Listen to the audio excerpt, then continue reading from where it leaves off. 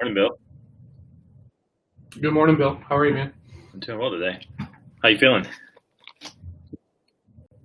You said you're not doing so well today? Oh, I said, how you feeling? I'm good. I'm feeling pretty good. How about you? Good. I had one of those, actually the opposite.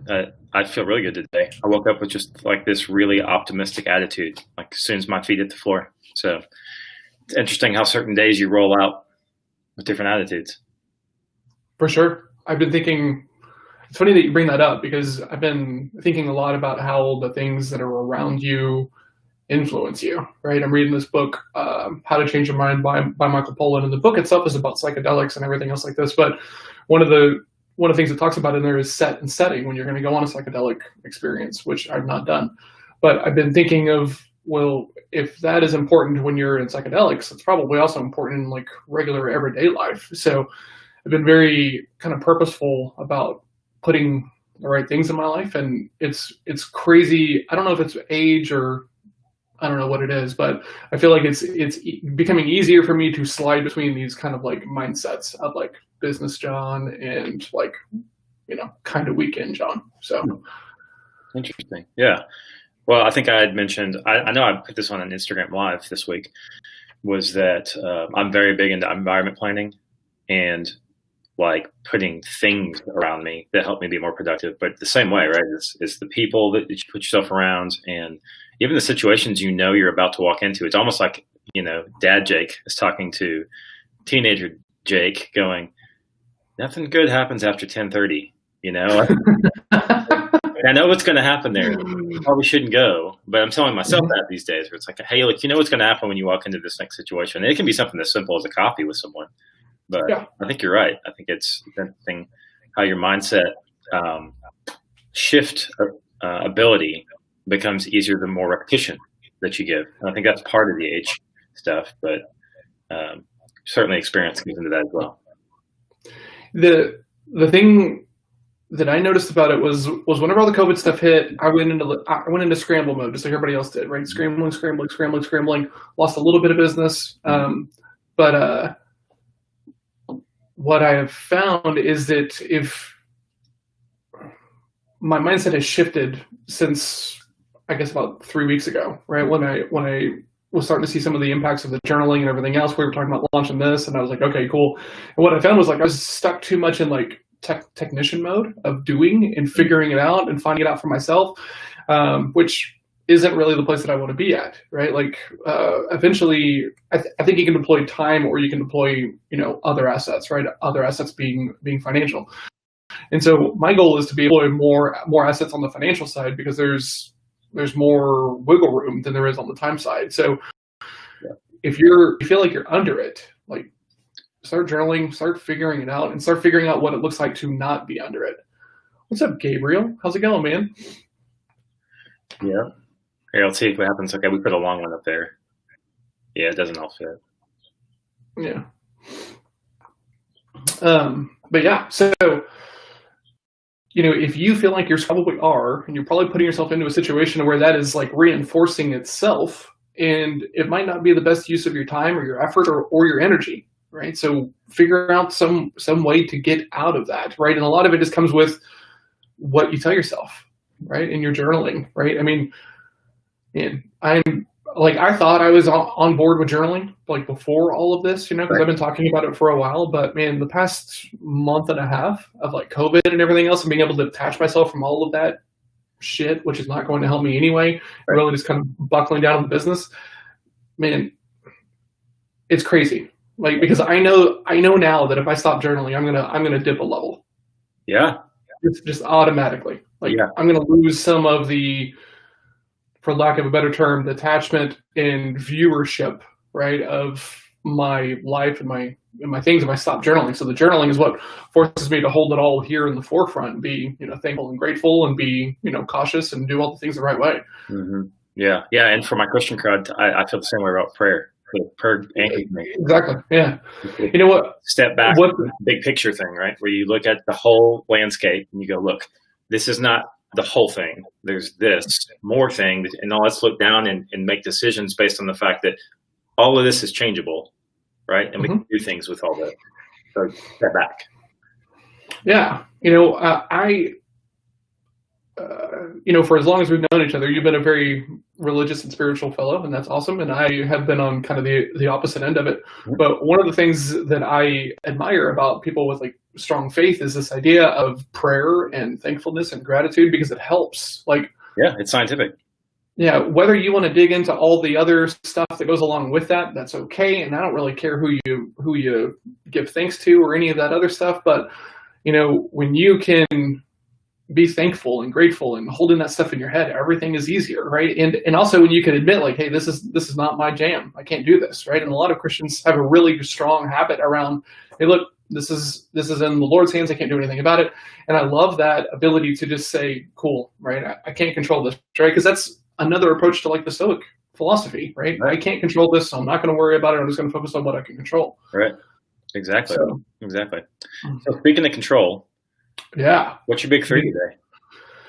So today I've got a mastermind call right after this that I got invited to. Funny.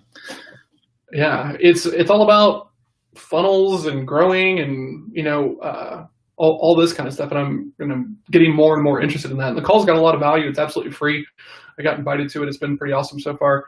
So I have that, and then I've got work with my coach about some stuff. And then I've got 2 15-minute kind of deep dives from my prospecting VA who's reaching out to some people. So if you're getting some messages from me and you're not really sure what they mean because it's new and we're trying to work it out, sorry. Yeah. Sorry.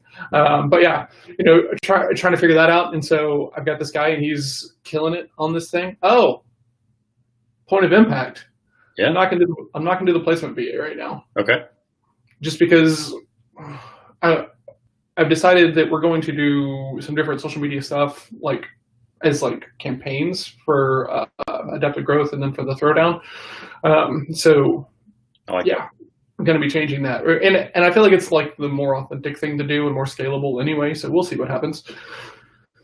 Yesterday, real quick, we had a meeting yesterday with the podcast to kind of talk about like the future of it and the ramp and the runway and how we're going to adjust and everything. And that was awesome because I've been kind of feeling not like in limbo, but a little detached from it, because it was just like, okay, because we've been planning and working on this thing for a year now, right? We went live in September, but we launched or we started working at about this time last year, and we're not anywhere close to where any of us wanted to be. And so we had a really good call and figured all that out and got some goals on paper and everything else. And then, I had 2 guys yesterday reach out about this stuff that the stuff that they're seeing here is helping them in their lives.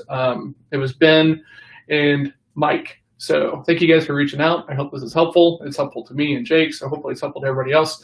And I think Ben might even come check us out on a Friday, bring in some goals, and we'll kind of start talking about it, because he's on the path, right? He's trying to change some stuff, and he's a pretty cool guy. We do jiu-jitsu together, but it's one of those kind of weird relationships where like each other in this one circle, and then you start chatting, and it's like, oh man, we have so much other stuff. So okay, it's cool. That's awesome, man. That's very cool. You sent me a screenshot of one of those. I didn't realize you had a couple of them. Very cool. I mean, like you and I said from the very beginning, this is you and me trying to accomplish stuff, selfishly, and we're just going to show everybody, and hopefully, some other people are going to see it and find value. And then I actually I don't know if you know Melvin Tan. He's over in, I want to say South Korea. I can't remember. Anyway, he's big in LinkedIn. He's heavy on LinkedIn, has been for a year and a half or so. He reached out too and was like, I love what you guys are doing. I love the fact that you're keeping each other accountable. I love this. He has a YouTube show, so he's like a YouTube vet compared to us. But he wants to do it too. He wants to come on Friday and chat with us. So what he's doing, and well, guess what he did? He started a daily on YouTube on his channel. So I got in there and commented. It was like, oh yeah, it's already working. That's right. So it's fun. Oh man, how much are you missing baseball? A lot. Oh man, because you're a pretty big fan. Yeah, baseball is my sport for sure. And for those who don't know, that's actually what I wanted. I wanted to be a Major League Baseball player when I grew up. That was my dream. And I was pretty good, so I wasn't one of those guys that was like, I want to be Mark McGwire. I was putting the work in, and did, walk on in college and all that different stuff. And I was trying to go work the minor league system just because I cared that much. You know me, if I like something, I'll just keep doing it, even if it shoots me in the foot sometimes to a fault, which is what you got to do if you want to be a Major League Baseball player. If you're not, massively talented, you got to work through the system. And I think, honestly, when you mentioned that, I think baseball had a lot to do with teaching me routines and habits and discipline as a way to get better, particularly baseball. And I was an infielder, so I took a lot of ground balls. So you talk about repetition, you talk about getting small tweaks, and just moving forward over and over every day. Man, you take 200, 300, 400 baseball, ground balls at shortstop in one afternoon and then turn around and do it again the next day. And that does stuff to you psychologically and subconsciously that you don't realize are going on. So yeah, I wouldn't be here if it wasn't for Kung Fu, for sure. Right. And, I've kind of shifted over to jiu-jitsu and I still train with, a couple of guys from the old school, but, anytime you're in a refinement loop and forced into there for the very first time, and you start to see like, oh, if I make this little bit of change, it does this. That's where hopefully, right, you're old enough and present enough that you can be like, oh, this also applies to like everything over here, right? Yeah. But it didn't for me for a long time. Like, I was super coachable in martial arts, but the idea of having a coach in any other aspect of my life was dumb. Yeah. I was so closed-minded about it. It was ridiculous because we've got this stigma around like mental health, right? And when you're talking about coaches, there's that kind of like line of like, okay, and being a younger guy and having some ego and, oh, I don't need any help. I needed all the help, honestly. It's hard to do it, right? And I think that's one of the hardest things about what I do, right? Is because I'm essentially, I got to get people to admit on an ego level that things are not as good as they want them to be, right? And that's really difficult because sales is a huge ego play for the majority of people. Yeah. Once you can take your head out of that idea of like, man, I got to make you buy, as opposed to, let's see if what I do lines up with any concerns that you have. And if it does, let's have a conversation. And if not, I get it and I'm out, right? That is when the conversation starts to shift. I've been posting all my value posts this week have been about no, right? Because I think it's one of these things that a lot of people tell themselves they can take it, but they really can't, right? And they're latched on to an outcome as opposed to latched on to, let's make sure we have the best conversation possible, even if that means you got to leave me with a no. Right. Yeah, that's so tough. And I really feel like that is a repetition thing too.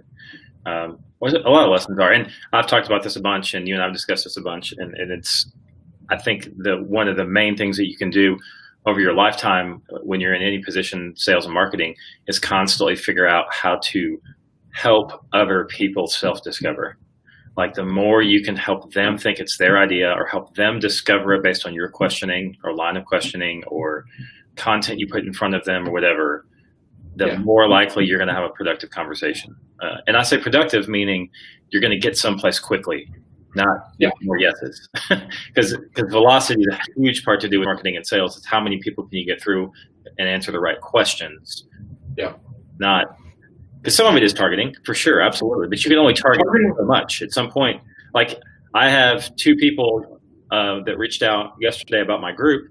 They're probably not my target market for my productivity group. The next step after, right, which is my content camp. But guess what? They came and found me. They vibe with me. They like what I had to say. And they might know people who do, right?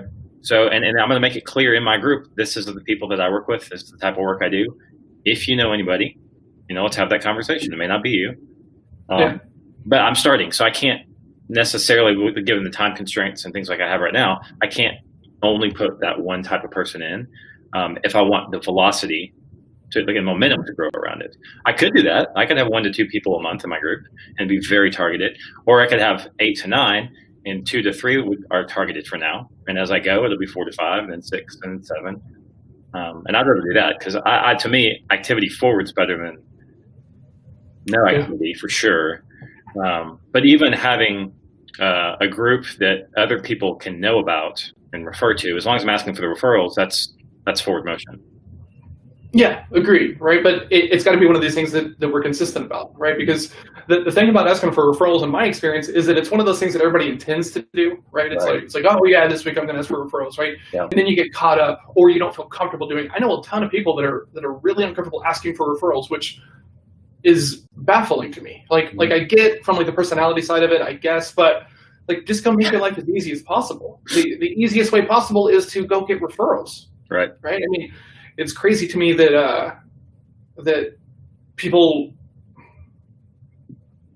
don't want to do it, right? And I don't know how much of it is like not wanting to do it versus forgetting or having good intentions but not feeling comfortable in the moment or whatever it is. But you know, call me. I'll role play a referral conversation with you, because a lot of people do it badly. You know, you're not going to do it well if you don't practice. And that's the thing. You got to practice all of this stuff, right? Like, hopefully, if you're watching this show, and Jacob, we're going to talk about your day here in a second, but like, this is about like taking action and practice and being really intentional with how you spend your time, right? Mm-hmm. Why would you be good at sales if you're not spending time practicing those conversations? It doesn't make any sense, but people expect to do it all the time. And it's crazy to me that people are just like, haven't done this in a while. Let's get in here and see how it goes.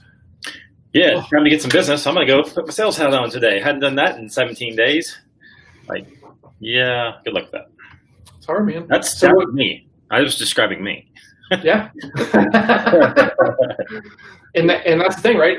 I think daily exposure, right? Like daily exposure to like this stuff, right? Because my daughter Alice started a paper airplane business, right? If you're connected with me, you've probably seen some stuff about it, and it's been awesome, right? And I'm trying to nurture the ever living shit out of this, like this entrepreneurial, you know, gene in her.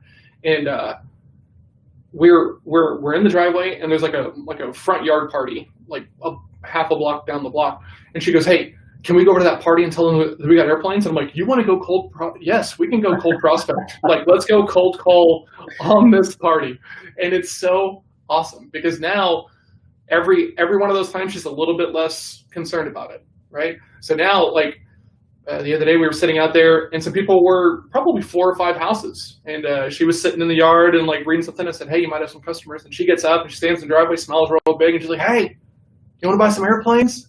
And it's just like so excited about getting to ask and about getting to be able to, you know, provide value to people. And like, it's so easy to get jaded. Oh God, this guy's going to stand me up. He's going to smoke screen me. He's going to lie to me, whatever it is. But, you know, try to go have like that excitement again. And if not, might be time to do something else. Yeah, that's true. Well, and one of the biggest things I learned from you is setting a framework on conversations before they happen. So there is less smoke screening and ghosting, and, you know, lots of rapport building, lots and lots and lots and lots of rapport, because you're just too uncomfortable to make the ask. Exactly. Yeah. So what do you got today, Bill? My big 3 today is, let's see, I've got my 10 asks I'm going to make, which I made my 10 asks yesterday.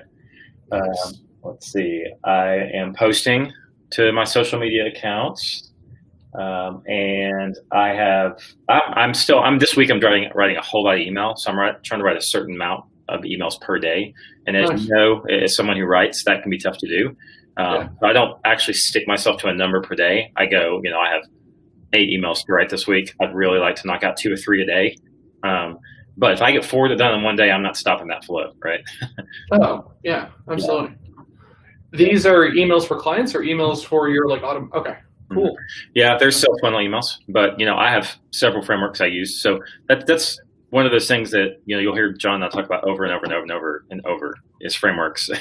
And so, you know, I have a formula that works well. It's just a matter of getting their information in that matches the client need in a way that's going to be compelling in their language, because that's art and science is copywriting. It's not just art, and it's not just science. Do you think you're a good writer for copy? I mean, I don't think so. For me personally, I'm not saying about you. No, I think I'm above average, but just because I put some time in. Yeah, I reached out to a buddy of mine, Roscoe, who's a copywriter, because I was thinking about trying to change my tone a little bit, because I think that right now my tone is very, let's work on this together. And I was kind of curious for like adaptive growth of writing in of like, hey, look, we're more of like the expert kind of position. And man, it's so hard to do that and not be snarky, right? Or cocky. Like I wrote like 3 or 4 kind of like value posts. I showed them to Melissa, and she's like, maybe wait. Maybe wait on it.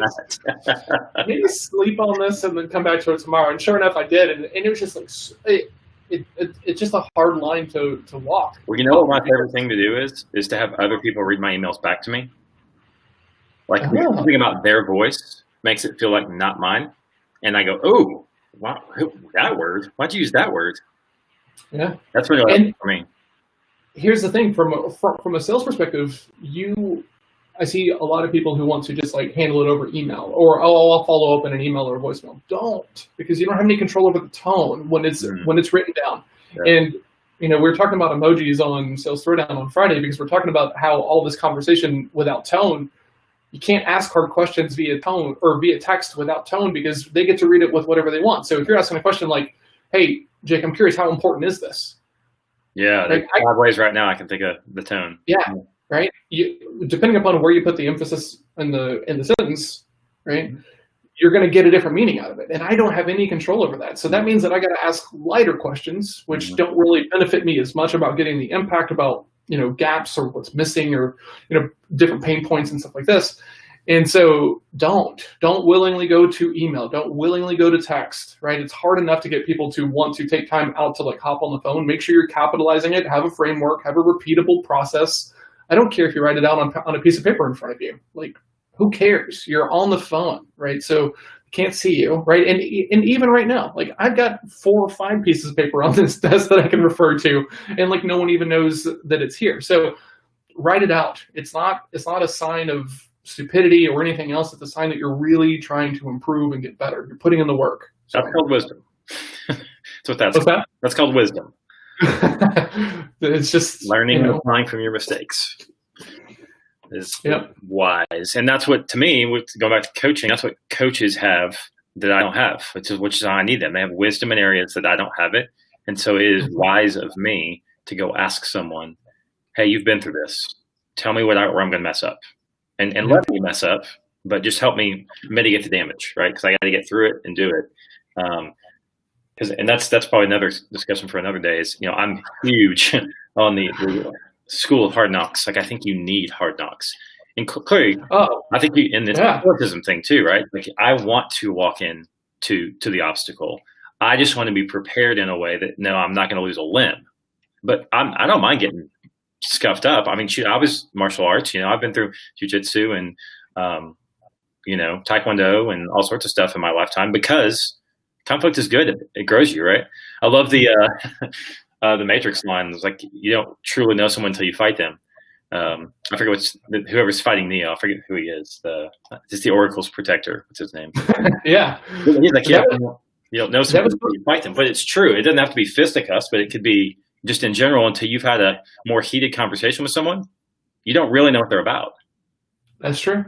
But I like that part better, right? Because I think it's more applicable, right? Until you get heated with someone in a conversation, you don't really know how they're going to react, right? Because like I think that once we put pressure on people, we see who they really are. And when you look at stuff like sports and martial arts and business and things like this that are filled with challenge and conflict and everything else like this, you come out of it better, right? But I agree with you, right? And I used to not to, but one of my good friends, his name's Jay. He works offshore and he's a martial arts guy as well. I remember him very early on in my training. He was telling me, "Man, you're not a badass if you've never had your ass beat." Yeah. And I was like, okay, cool. But I didn't really believe it. It sounded like one of those like wisdom things, but I was like all of, 24, 25 and didn't really listen to it. But you're going to get kicked around and you can't shy away from it. You got to lean into it because that's how you get better. And it's, avoidance doesn't help anybody. Right. And the badass gets up. The badass doesn't beat everybody all the time. That's why Rocky movies were partially so, epic, because he got up and he got up and he got up. And he wrote that like in 3 days. Did you know that? He what? He wrote that like in 3 days. Oh my gosh. It was so crazy. And no one wanted to let him act in it. Yeah. I don't know if you've read that story, but like, I mean, the story of getting that first movie made, I mean, was pretty hard, and they didn't want him in it. Oh yeah, that's right. Pretty crazy. Yeah, I've heard about that. Yeah. Cool. So, is there anything this week that's going to be blocking your progress towards your big 3 or today? I've got the placement VA off the list, so that's one thing that we talked about doing. I need to write a Sherpa. I need to write a daily post, blog, 2 pieces of content. No, I just need to do it. I just need to make sure that the time is blocked on the calendar, and I'm not getting lost in BS over on the webs. Any paper airplane calls you got to make that'll divert you? I had some paper airplane calls. Actually, a friend of mine, I posted this GIF, whatever you want to call it. I'm not getting into that debate about these 2 guys, and they see each other, and they're both wearing free hug shirts, and they just like run at each other. And yeah. And so then somebody saw that, and she's like, you know what? I think we need that right now. And so she texts me, and she's like, hey, I'm going to reach out to someone here in our city who's a struggling business owner and order some shirts. Mm-hmm. And I was like, that's awesome. And she goes, I'm going to buy you one, but do you know anybody else who wants one? I was like, I'll put out the ask. So it's going to say free hugs or knuckles or no, free hugs or fist bumps or elbows. But if we're connected, and you're probably not seeing this if we're not connected. So if you're connected to me, go look at my post from yesterday. It's got it on there. We can get you hooked up with one if you're here in Fort Worth. It's going to be awesome. I'm just trying to put some good back in the good and help another small business owner. But she also ordered some airplanes. So nice. I didn't see the post actually. Otherwise, I would have told you I want one. So okay. I'll go tag you on the post. That way, I'm sure you're traveling from there, right? Yeah, I'm writing it down right now. Okay, cool. Yeah, and I'm definitely want to check that out. Are you a large? You're a large, right? Yeah. Medium? Are you a medium? Yeah. I'm a medium. Limdium? Gosh, that's tough. I'm an extra medium. Well, hey, you're tall though, remember? That's the thing, right? I've got some privilege around my height. It's funny. I had a lot of people reach out to me about that post and say that they liked it. So it was good. It was a really great metaphor to keep on task, but not have to think about the thing you wanted to think about. That's the whole key to my success, right? What happens if I take myself out of this, or if I change it to another environment that I'm familiar with, right? So for me, that usually goes back to like a martial arts context, right? Okay, if this was a fight, what would I be doing? What kind of ideas or thoughts or anything else like this? And it normally comes down to don't get ahead of yourself, right? Don't anticipate any kind of outcomes or make assumptions, which I'm terrible at. I am capped in assumption. And then also just make sure that you are not trying to fight like directly against them, right? In the first art that I did, it was called Wing Chun, and it's very much about small angles of deflection, so that way you don't take shots. But the same thing happens in sales. Jake, why should I buy from you? Right? If you bow up and you say, well, here's why you should buy from me, you're falling into the trap, right? Versus if you can go the other way and deflect a little bit. Hey, John, I'm not sure you should. Right? Don't know. I have no idea if you have any exposure to the things that I help my clients with. Would it be okay to have a conversation?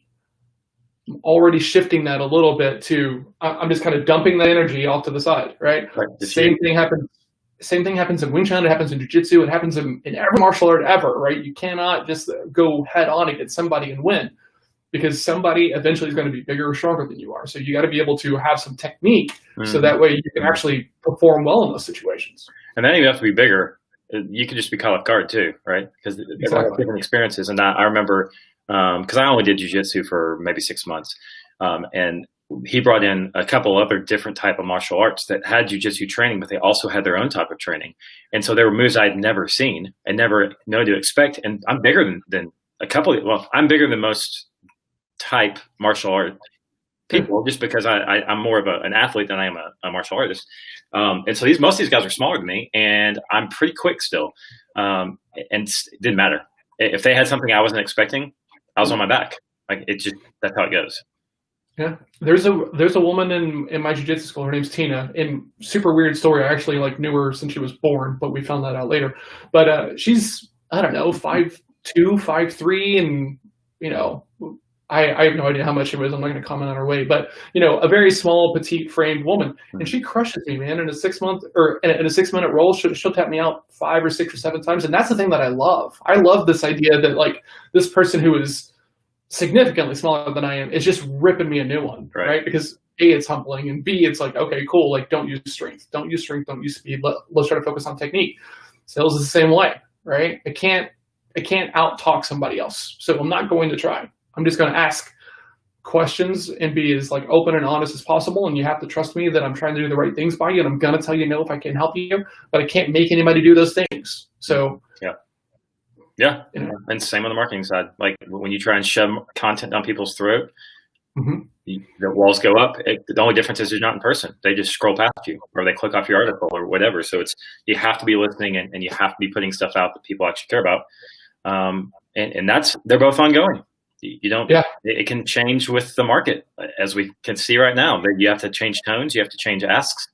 If you're a solutionist, which hopefully everyone that ends up listening to this at some point realizes that me and John like to be solutionists, and we think you should too, every single one of you. You shouldn't provide a service. You should provide a solution, and your service will get people to that solution. And you can't, as long as you're focused on the solution, the service could change every single day. As long as you know it's in your wheelhouse and it would help some people solve the problem you're trying to solve. Yeah. Dude, this was a good show, I would say. I think I'm going to boost this one. I'm feeling pretty good. Are you? Yeah. Okay. Yeah. You boost away, sir. You're a marketing genius. I just show up as the talent, I guess. Yeah. And then another day I'll be like, I'm just the talent. You're the sales genius. Go sell this bad boy. When do you want to do a role play about either your content camp or your full 2,500? I think that would be interesting. Yeah, let's do that. Well, I'm building it right now. So do you want me to do it before the offer's done? Because I'm not sure I have all the answers. Up to you. Maybe. You're the kid. I mean, well, hold on though. I mean, what do you think is going to be more impactful, right? Because am I in your target market? No. I'm not at all? you could, yeah. I mean, you might slide in to the edge of it. For sure. Oh, that's right. I'm not cost driven. So yeah. So I'm a little bit outside. Thinking you're probably not the right size is what I was thinking as far as like a size of organization. No, you're cost driven. Yeah, but it's funny to me because whenever I hear you talk about the cost driven, I always think of like a Tom's or someone who's got some of that Corp B stuff where they have to give a certain amount back, and like I but like that's just not the goal with this, right? Maybe, that is my absolute ideal. But that's my ideal client. But I love working with people that actually love helping other people. Is that what my core? I just have to put titles on it so I can market it. Yeah, that's fair. So, so I think a role play might help you put together the offer. Okay. Right? I think it might, because I think that what happens, right, is if you craft that offer completely in a vacuum and you don't talk to anybody else about it, what happens is you get however you want to call this thing, but like founder's tunnel vision, or it's all these things that everybody falls into. Right? Oh, I'm going to go build this feature, and then nobody wants it, but you saw value in it, and then you're pissed off because you built this thing and nobody wants it. So, let's role play it first. So, like, make sure it's like super tight, or maybe we talk about it and then we role play it. I'm good either way. Or if you want, I'll be you and you can be your prospect. I'm down to do that as well. Well, let's do a real quick one then. Let's end on that one, because I think we both know what our big three is. I don't have anything in my way today. Nice, good. So we'll end on the role play. So let's say I'm having issues with my content not working. That's my big issue. I've been posting for like 2 years. I know how to do content. Okay. I think I know how to do content. It hasn't been working well. I saw one of your posts and you were talking about like a matrix that you build. But tell me more about what you do. Awesome. Yeah, I'd be happy to chat and see if there's room for us to work together. I'm curious, Jake. Do you think that what you're missing is like a process or a platform or a framework, or do you think it's something else? I don't know. I just know that I post and people like my stuff, and I get engagement and likes, and I occasionally get business, but it feels like there are people that just have like this secret, I don't know, like content, like code key that like all their content gets like these DMs, and I just have never had that. Like, so I don't understand how people do content and get like leads every week or sometimes every day. I don't know. It just depends who you are, I guess, but I'm puzzled. Okay. How long, you said you've been writing for a couple of years now. Mm-hmm. How long when do you feel like it should have been working? Well, I think my stuff should have been working from towards the beginning, because I'm writing about stuff people are challenged with, Yeah, but not so much. when did you start to feel like you weren't on the path that you wanted to be on as far as results? I mean, pretty quickly. Like I knew within a couple months for sure. Like I'm writing stuff, people are liking it, people are commenting on it, people are saying, "Hey, great post. I've struggled with this, blah blah blah." But like I I could count on one hand how many people who've actually reached out to me because of a content piece I wrote. So no, I mean, I've just been cranking away trying new things. Okay. So when you're trying new things, do you think that takes away focus from the writing and that, or do you think it all kind of works together? I mean, there's probably a distraction element. I think at some point I just was so tired of it not working. I was just trying stuff. I probably wasn't like zeroed in on the right thing, but I don't know what that is. I don't know what the right thing is necessarily. Okay. I just know at this point I just want it to work. Because I don't care about being like this really fantastic writer. I just don't mind writing. It's I can do it. Yeah. Jake, we hear that quite often. That you start out really wanting to build a skill set, and then eventually you get to the part where it's just like, I just need this to work, right? I tried, my process or my way of learning about this hasn't been super impactful. So how do we make that thing better, right? And that's something we hear about all the time with our clients because they're in the same boat as you. I'm curious, Jake, when you put out a piece of content, like how many DMs do you normally get? I normally don't. At all? No, it's hit and miss. Okay. I might get a DM that says, "Hey, I like your post," but I don't get DMs that look like leads to me. Okay. What defines a lead in a DM? Someone who wants to know more just about the subject maybe, or someone who wants to know, hey, how can I work with you? Clearly that's the golden goose, but just, hey, I like your post. Doesn't feel like a lead to me. It feels like encouragement or maybe I should say higher percentage leads, because technically I could be a lead. To me, that would just be super low percentage. Outside of role play, we'll talk about that in a second, but back into role play because we're in the middle of it. So Jake, I'm curious, if you're putting out these pieces of content, you're being thoughtful about them, how many DMs should you be getting from each one? I mean, I think I should get one DM probably at 3 out of the 5 posts. I should get someone reaching out 60% of the time I post something. Okay. It means I'm talking to the right audience, and at least they're going, "Oh, okay, that's interesting. I never thought about that. Tell me more," or something.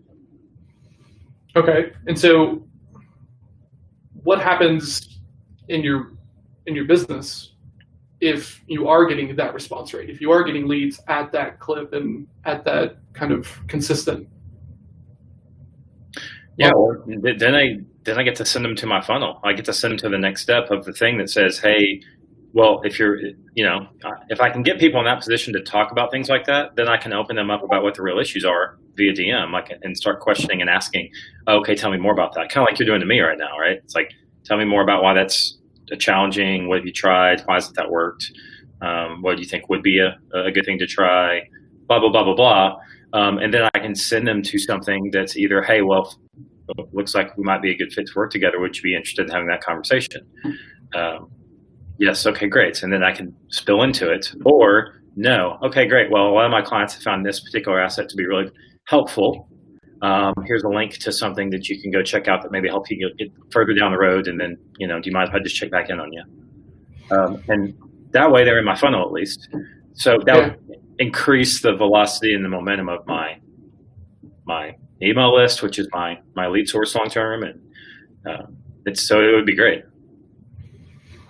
Okay, so that sounds like some business impact, right? Which is great. I kind of have an agreement with everybody that I talk to that if we can't figure out a business impact or a personal impact about anything that you're dealing with, we shouldn't work together. So it sounds like we have some business impact there. It would grow the business, but I'm curious how much. I mean, this is like a ballpark. If this worked, this system with writing the content and getting the 60% DM and everything else like that, what does that do for your business in a year?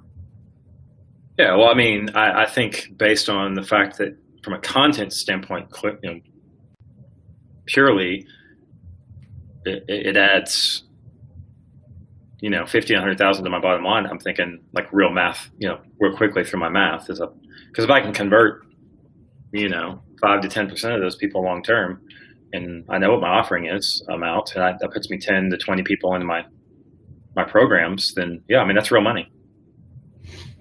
And compared to where you are now, like how big of a change is that? I mean, is that like significant and you got to go hire people and build a lot of like process and infrastructure, or is that still something that you can handle on your own, like more or less as you are set up now? I mean, I probably have to add a little bit more infrastructure. I'm set up so that, a decent amount of it's automated on delivery and things like that. It would just make me more busy, and it would make me probably have to get an assistant or something. Okay.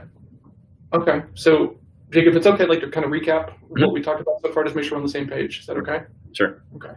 So you've had your business for a while now. You've been posting regularly in various platforms for a couple of years, but it's not really working out in the way that you were hoping for. You were hoping to get more DMs. You're shooting for about 60% response rate, which if you can hit that number, that should lead you to growth of 50 to 100 grand at the end of the year. Mm-hmm. Do I have all that correct? Yep, sounds right. Okay. I appreciate you sharing all that stuff with me, Jake. I mean, it's uncomfortable, right, to open up with somebody. I get that. Is it okay if we talk about money for a second? Sure. I know this is uncomfortable, but if we're trying to fix a 50 to 100 grand problem, what do you think the investment looks like to make that happen? Yeah, I'm not sure. I've never hired somebody for this. I understand, right? That makes complete sense. I'm curious, not really trying to figure out like how much we're talking about cost. I'm talking about, if this is the real problem that you're trying to solve in your business, right? And trying to grow by this 50 to 100 grand, what do you think it should cost? Like how much would you be willing to invest to build the framework and make that repeatable so that way it's not something you have to worry about all the time? Yeah, I mean, I just kind of think always like I'm always willing to pay $1 to get 5 back. It's just kind of something that's always sitting in my head, like that's an easy line for me. Sure, absolutely. If you can give me 5, I'll give you 1. Okay. So, we're talking anywhere from like 5 to like 10 grand is what this is actually worth. I'm not saying it's going to cost that much, but like this is what it would be worth if you knew for sure that it was going to work. You'd be willing to carve out this money and put it into that. Right. If I knew 50 grand was coming at the end of the year, I'd absolutely pay 10. Okay, that makes sense. And honestly, I'm glad we're on that same wavelength because not everybody feels that way. Right. Jake, I'm curious. Every company's a little bit different. I'm curious. Inside of your company, is there anybody else who would be part of this decision-making process? A partner, a significant other? I like anybody. Yeah, thank you. Yeah, I actually gotta go. I got an 8:30. Yeah, you do gotta go. Yeah, no, that's good. Thank you. That helps me think through. I like the modeling. I like to see how you answer the questions that I'm going to be answering. Yeah, it gives me perspective. Awesome, man. All right, buddy. I'm going to hop on this mastermind. You got an 8:30. Let's go, and I'll see you tomorrow, Bill. All right, bro. See you in the morning, Bill. See you, man.